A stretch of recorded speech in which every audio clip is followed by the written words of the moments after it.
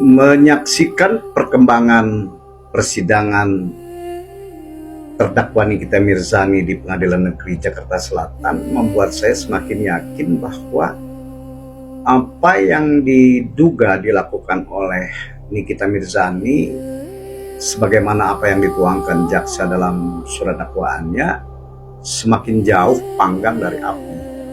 Mohon maaf ini yang tidak sependapat.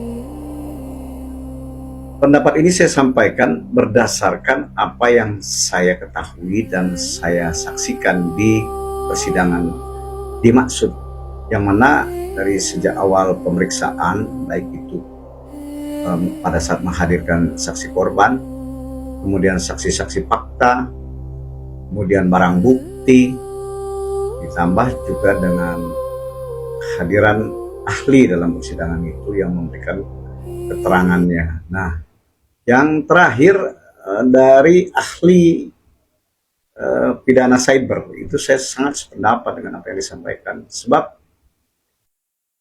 tidak menemukan ada semacam ancaman korban sehingga dia harus menyerahkan sejumlah uang yang cukup besar kepada terdakwa Nikita Mirzani.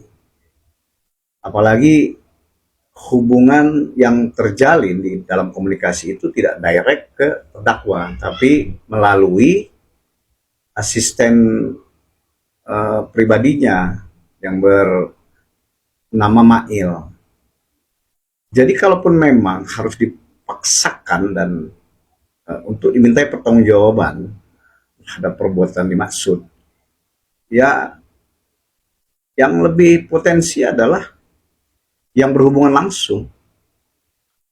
Yang pertama kali dihubungi oleh korban adalah asisten pribadinya setelah yang merasa korban atau saksi korban ini mencari jalan dan atau sarana untuk bisa terakses kepada saudara terdakwa Nikita Mirzani, yang akhirnya terjalin komunikasi melalui WhatsApp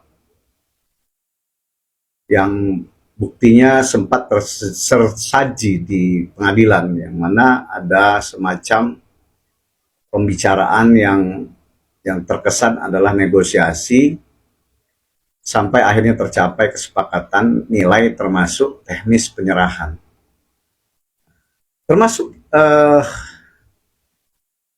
pasal TPPU-nya, yang mana tidak terlihat adanya manipulasi di situ atau menyamarkan atau ada menyembunyikan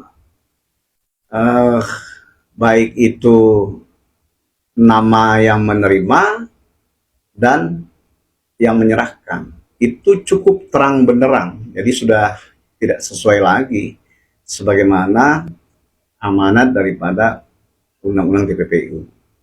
Jadi saya kira terlepas bahwa nanti keputusan akhir tetap kembali kepada majelis hakim, karena yang melihat dan memeriksa langsung dan mengawal serta menjadi mengatur lalu lintas persidangan tentu akan lebih paham dari kita.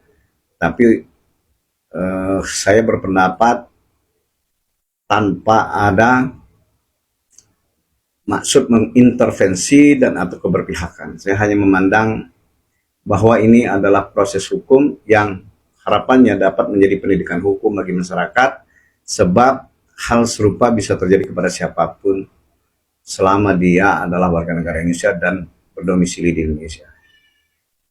Salam cerdas.